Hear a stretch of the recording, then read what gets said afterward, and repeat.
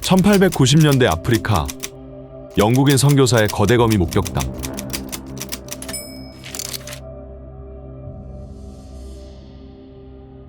같이 우간다로 선교를 떠났던 애들은 왜 돌아오지 못한 거지? 저희는 계획에 맞춰 니아사 호수 근처에 있는 마을로 향하고 있었습니다. 숲을 헤치며 나아가던 도중 갑자기 에든의 비명소리가 들렸죠. 뒤돌아보니 에든은 거대한 거미줄에 엉켜 있었습니다. 저는 에든에게 다가가 그를 도와주려고 하였는데 갑자기 거대한 거미가 에든의 다리를 물고선 숲으로 도망쳤습니다. 그것은 거미라고 하기엔 너무 거대하였고 온몸에 수북히 난 털 때문에 꼭 덩치가 큰 야생 동물같이 보였습니다. 이후 온몸에 독이 퍼진 에든은 심각한 정신착란 증세를 보였죠. 당시 저희로서는 에든을 살릴 방법이 없었습니다.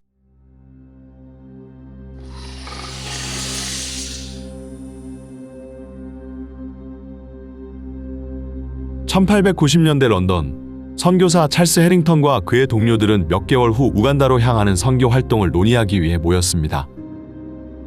우간다로 향하는 여정에 대한 논의는 엄숙한 분위기 속에서 진행되었으며 선교 활동 지역을 표시한 지도가 벽면에 걸려 있었죠. 이번 선교를 책임지는 찰스는 동료들을 바라보며 입을 열었습니다. 우간다로 향하는 우리의 목표는 그들에게 희망과 구원을 제공하는 것입니다. 시간이 지나 우간다로 향하는 여정이 눈앞에 다가오자 선교사들은 선교 활동에 필요한 물품을 꼼꼼하게 챙겼습니다. 의료 물품과 성경, 그리고 종교 서적 등을 상자에 가득 채웠죠. 또한 의사소통과 문화적인 공감대 형성의 필요성을 깨달은 선교사들은 그들의 현지 언어와 관습을 부지런히 공부했습니다. 이에 우간다 언어 교사 무비루를 고용하여 루간다어를 짧게나마 이해할 수 있도록 지도받았죠. 무비루는 이번 선교 활동에도 함께할 예정이었습니다. 드디어 우간다로 향하는 배에 탑승한 찰스와 선교사들은 수많은 시련들이 기다리는 아프리카로 향한 항해를 시작했습니다. 찰스는 영국 해안이 멀어지는 것을 바라보며 신성한 사명을 완수하겠다는 각오를 다졌죠. 우간다로 향하는 여정은 매우 험난했습니다. 선교사들이 탑승한 증기선은 폭풍우가 몰아치는 바다를 만나 수일 동안 거친 항해를 하였으며 마침내 도착한 우간다의 광활한 아프리카 대륙은 길들여지지 않은 야생 그 자체였습니다. 뜨거운 공기를 들이마시며 첫 번째 선교 활동을 진행할 마을로 향하는 찰스와 선교사 일행. 미지의 세계에 발을 들인 그들의 여정은 쉽지 않았습니다. 정글을 헤치며 벌레에 물려 고열에 시달리기도 하였고 고릴라나 침팬지 등 길들여지지 않은 야생동물들에게 위협을 받기도 하였죠. 험난한 지형의 대다수의 선교사들은 크고 작은 부상까지 얻게 되었습니다. 그들의 고된 첫 여정은 해가 뜨고 지기를 몇 번이나 반복해서야 드디어 끝이 보였습니다. 땀이 비처럼 흐르는 찰스의 눈에 드디어 첫 선교 활동을 진행할 마을이 보였죠.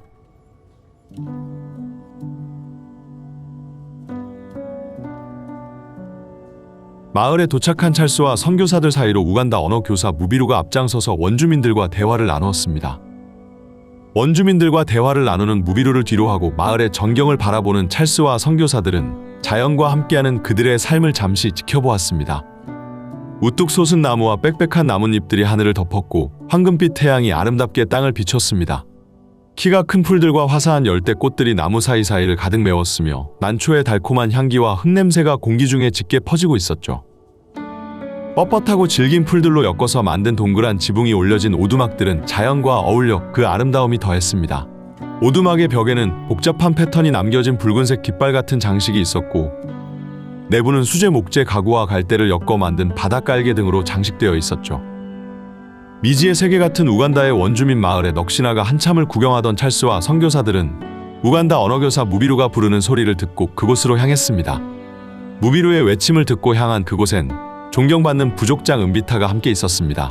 아직 경계가 풀리지 않은 은비타 족장은 조심스럽게 찰스와 선교사들을 맞이하였죠. 이에 찰스는 자신들의 선교 활동이 은비타 족장과 원주민들에겐 매우 어색하고 이해하기 힘든 행동임을 잘 알고 있었습니다. 그렇기에 찰스는 자신들이 악의적인 목적을 가지고 온 것이 아님을 은비타 족장에게 설명하였습니다. 이곳에 머무는 동안 우리는 병이 들고 다친 사람들을 치료할 것이며 어떠한 대가도 요구하지 않을 것입니다. 이것이 우리가 믿는 구원이며 희망입니다. 찰스와 선교사들의 진심을 느낀 은비타 촌장은 마을 사람들에게 그들을 소개하였습니다.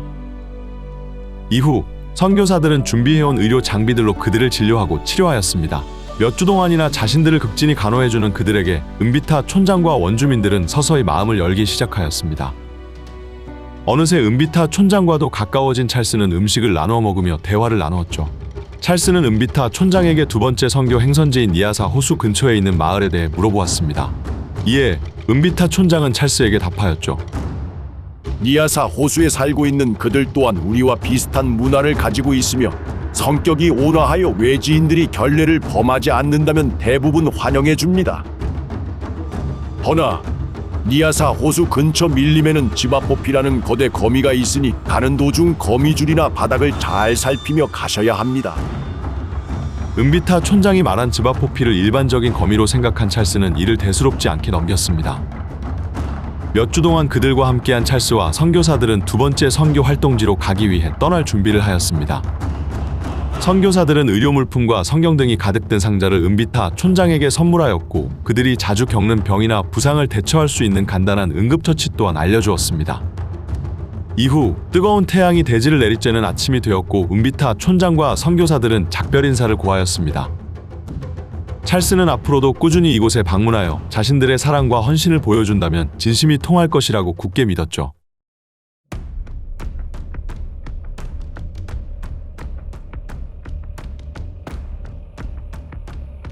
니아사 호수로 가는 여정은 매우 고됐습니다.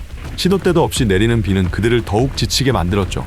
찰스와 선교사들은 끝이 보이지 않는 숲풀을 헤쳐가며 이 시련을 말없이 감내하였습니다.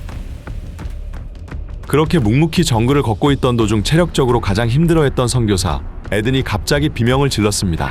가장 뒤에 있었던 에든은 몇 번이나 소리를 질렀지만 그의 외침은 빗소리에 묻혀 들리지 않았죠. 이내 무언가 이상함을 감지한 찰스는 뒤를 돌아보았고 저 멀리 에든이 거대한 거미줄과 덩굴에 엉켜있는 것을 보았습니다. 찰스와 선교사들은 급히 뛰어가 에든을 일으켜 세웠습니다. 그때 찰스는 불현듯 은비타 촌장이 말한 거대 거미가 떠올랐습니다.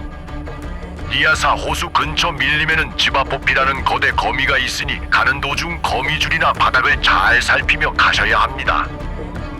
은비타 촌장의 말을 떠올린 찰스는 엄습해오는 불안감에 급히 에든을 부축하곤 그곳에서 최대한 멀리 도망가려고 하였습니다.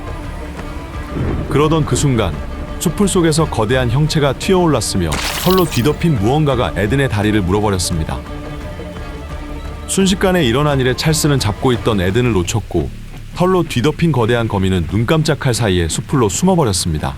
그들은 모두 자신의 눈을 의심하듯 서로를 바라보았죠. 찰스는 그 순간 자신이 본 것이 은비타 촌장이 말한 지바포피라는 거대한 거미라는 것을 깨달았습니다. 멍하니 허공만 바라보는 선교사들 사이로 거미의 공격을 받은 에든은 극심한 고통을 호소하며 바닥에 주저앉아 자지러졌습니다. 이에 찰스는 아프리카의 야생동물들에게 공격받을 것을 대비해 챙겨온 권총 한 자루를 꺼내었고 이내 정신을 잃은 에든을 보호하였습니다. 선교사들은 찰스의 요청에 따라 쓰러진 에든을 부축하였고 찰스는 그런 그들을 보호하며 그곳에서 최대한 멀리 도망치려 하였죠. 비처럼 쏟아지는 땀을 닦지도 못하며 경계를 하는 찰스의 시야에 숲풀로 숨어버린 거대 거미 지바포피는 다시 모습을 드러내어 다가오고 있었습니다. 그 거미의 길이는 약 120cm 정도 돼 보였으며 수많은 털로 뒤덮여 있었죠. 거대한 덩치에 달려있는 두껍고 날카로운 다리들은 서로 얽히며 움직였고 찰스는 그 끔찍한 모습을 바라보며 방아쇠에 손을 올렸습니다. 몇 발의 총성이 정글을 가득 메웠고 대부분 빗나갔지만 한 발은 지바포피의 다리에 명중하였습니다. 찰스가 발포한 총에 맞은 지바포피는 잠시 움찔하였고 다행히도 찰스를 뒤로하고 다시 숲풀 속으로 그 모습을 감추었습니다. 수십 분이 지나 에든을 부축하여 도망친 선교사들은 그를 바닥에 눕혔습니다. 땀을 뻘뻘 흘리며 정신을 잃어가고 있던 에든의 상태는 매우 심각해 보였죠. 잠시 의식이 돌아온 에든은 이곳이 어디냐며 찰스에게 되물었고 그는 극심한 고열에 고통받고 있었습니다. 찰스와 선교사들이 지금 당장 에든에게 할 수 있는 것은 고작 상처 부위를 소독하고 붕대를 감아주는 것이었습니다. 점점 숨소리가 옅어지는 에든을 바라보는 찰스와 선교사들은 슬픔에 잠겨 그의 머리를 쓰다듬어 줄 뿐이었죠. 이후 거대 거미에게 공격을 받아 결국 숨을 거둔 에든을 그곳에 묻어두고 찰스와 나머지 일행들은 우선 다시 영국으로 돌아왔습니다. 에든의 사망 소식은 그의 동료들과 교회에 울려 퍼졌으며 찰스는 이를 설명하기 위해 자신이 목격한 거대 거미 지바포피에 대해 설명하였죠. 해당 이야기는 1890년대에 우간다로 선교 활동을 떠난 영국인 선교사 심즈가 목격한 거대 거미 즈바포피에 대한 목격담을 재구성하여 만든 이야기입니다. 당시 그는 아프리카의 니아사 호수 근처 정글을 걷고 있었으며 2명의 동료가 거대한 거미줄에 얽혔다고 하였습니다. 이후 약 120cm 크기의 거대한 거미가 다가와 그들을 물었다고 합니다. 그는 가지고 있던 권총을 발사하여 거대 거미를 쫓아버렸고 거미에게 물린 2명의 동료들은 극심한 고열과 정신착란 증세를 보이며 사망하였다고 하였죠.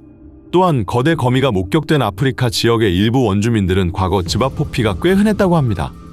즈바포피의 알은 연한 황백색이며 땅콩처럼 생겼고 각 부화한 새끼는 밝은 노란색이며 커갈수록 짙은 갈색을 띈다고 하였습니다.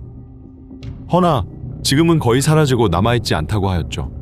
이는 열대우림을 농경지로 사용함과 동시에 여러 문명들이 해당 지역에 침입하는 과정에서 즈바포피가 자신의 서식지에서 쫓겨났을 수 있습니다. 심즈가 목격하였다는 거대거미 즈바포피로 추정되는 비슷한 목격담은 이외에도 더 있습니다. 1938년 로이드 부부는 콩고에서 운전을 하던 중 원숭이나 큰 고양이와 비슷한 동물과 마주쳤는데 그것은 알고 보니 다리가 8개 달린 거미였다고 하였습니다. 그 거미는 이후 덤불 속으로 도망쳤다고 하였죠. 1942년 호주의 뉴기니 섬에서는 한 군인이 개 크기의 거미가 서식하는 3m 크기의 대형 거미줄을 발견하였고 그 거미는 털이 매우 많았다고 합니다. 1948년 루이지애나에서는 야간 교회 예배에 참석하기 위해 운전을 하고 있던 슬레이던 부부가 거대한 욕조만한 크기의 거미를 목격하였다고 합니다. 즈바포피는 다른 괴생명체들의 목격담과 다르게 여러 지역에서 광범위하게 목격된 크립티드입니다. 물론 해당 목격담들이 모두 진실이라고 할 수는 없습니다.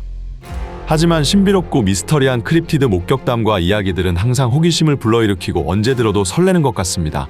앞으로도 저는 신비하고 설레는 괴물 이야기로 찾아뵙겠습니다. 여러분들의 구독과 좋아요는 저의 괴물 연구에 매우 큰 도움이 됩니다. 혹시라도 재밌게 보셨다면 구독과 좋아요 부탁드립니다. 다음 괴물 이야기도 여러분들의 호기심과 상상력을 자극하는 이야기들로 준비하여 찾아뵙겠습니다. 오늘의 괴물 이야기 거대 거미 즈바포피.